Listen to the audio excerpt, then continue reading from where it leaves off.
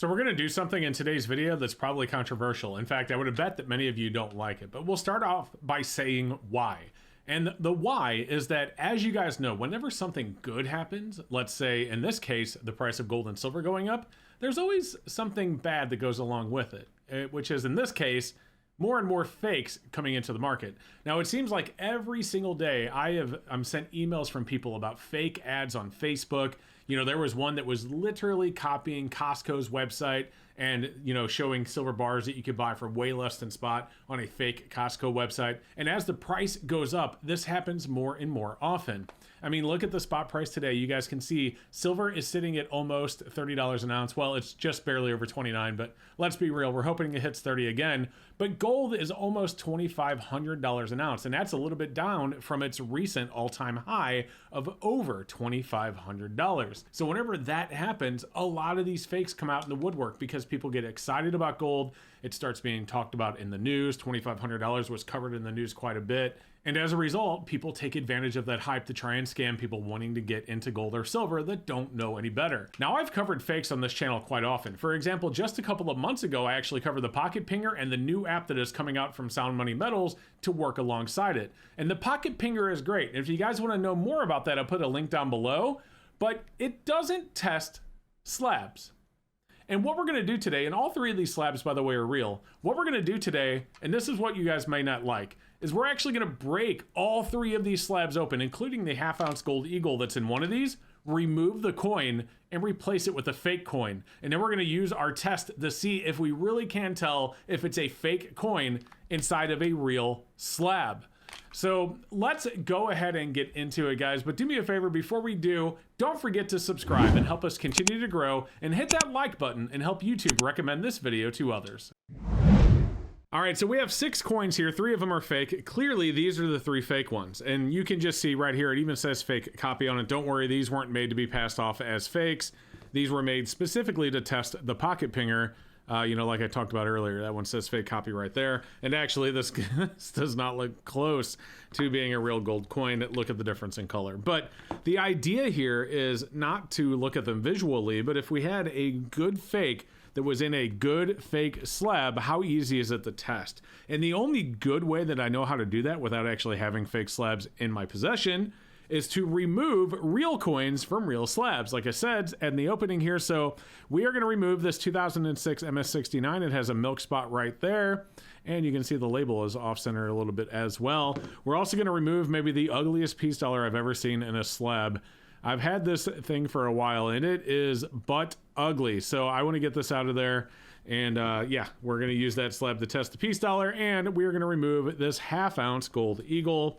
And the reason I chose a half-ounce gold eagle is because, well, that's the size of the fake one that I have to test. Before we remove them, let's go ahead and test them as they are so you can see what the readings look like, because we are going to be using the Sigma PMV Pro Mini. Now, although in the past I've actually said that I don't recommend this for most people, I actually do like it and do use it quite a bit. The reason I don't recommend it is because of the price. You see, the price of one of these is the price of over a half ounce of gold, so you really have to ask yourself a question. Would I rather have $1,700 worth of gold or a PMV Pro? It really depends on how much gold and silver you buy and more importantly sell, because if you are selling gold and silver, then you definitely want to be able to test it, which is one of the primary reasons that I have my PMV Pro, right? So let's go ahead and test them. This is the Pro Mini, which means we have to use my tablet, so we'll power this baby up and get it connected. Now we have it powered on and we have all of our test samples right here. We're gonna go ahead and start with the Gold Eagle. And I just wanna say, guys, I am not sponsored by PMV Pro. I paid for this with my very own money. There's no affiliate link down below, so I don't get anything if you buy one.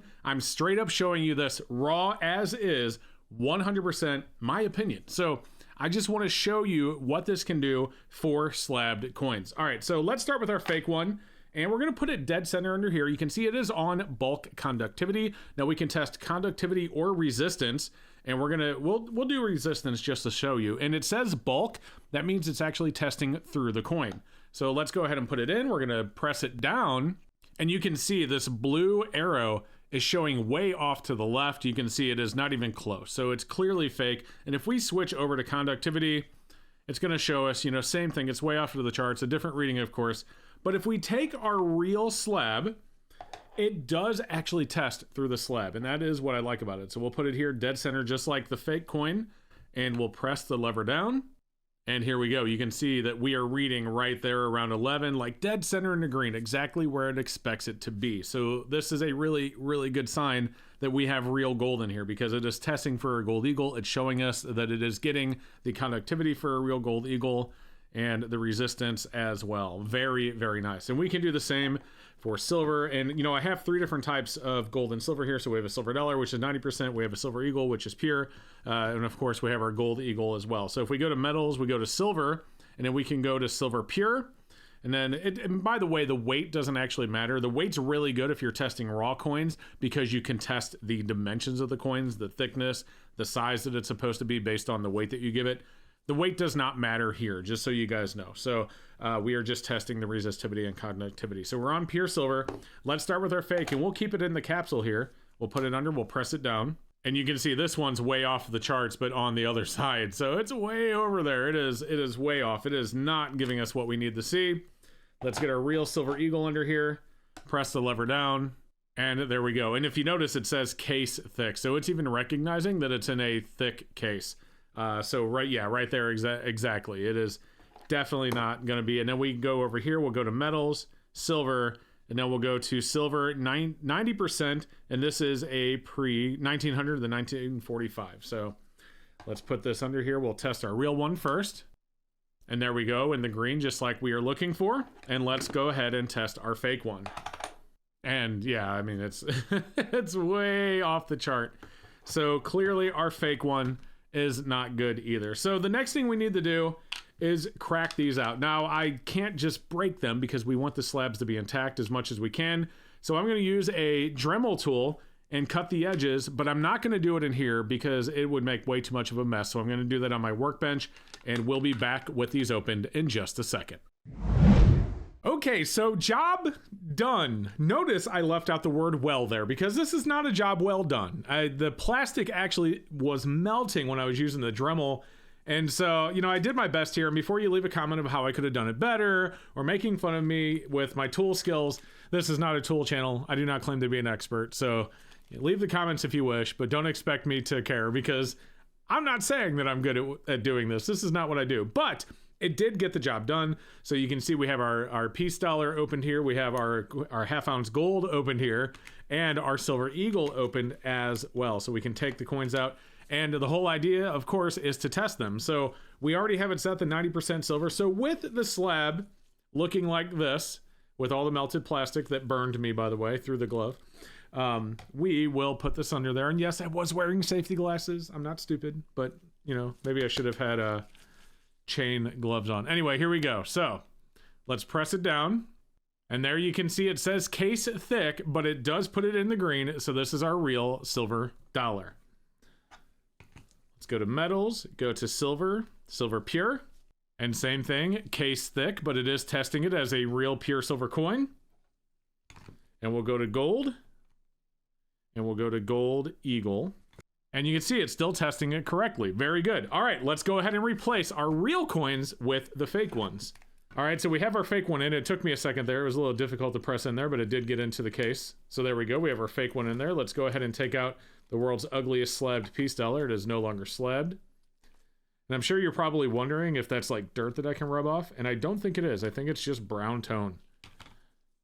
Yeah, that is just ugly, but we'll throw it in a flip anyway.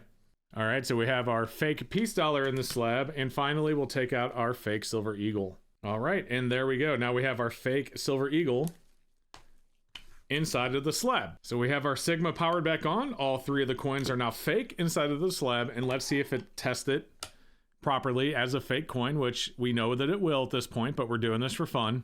And yeah, I mean, you can see it's way off of the charts. So way over to the left.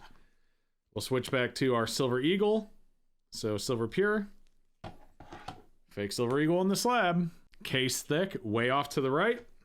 And finally, silver 90% 1900 through 1945, and way off. So I know you guys knew what the result of this was going to be, and keep in mind, obviously, you're not going to fall for a fake coin and a slab that's destroyed like these. There are fake slabs out there that look really good. They're not perfect, but they look really good. And the novice and the new stacker can easily be fooled by those fake slabs. They're not going to look like the side of these slabs right here that are all destroyed. So that's what we're looking for today. And of course, I knew you guys knew at this point that these were going to test as fake even in the slab, but this was part just for fun, but also part just to show you the importance of testing everything, including your slabs. A slabbed coin doesn't necessarily mean it's real. They can fake plastic just like they can fake gold and silver. Either way, I hope you learned a little bit today, and also I hope you enjoyed the video. And if you did, let me know with a comment down below. I'd really appreciate to hear your feedback, and don't forget to hit that like button to help YouTube recommend this video to others. All right, guys, have a great rest of your day, and we'll see you next time.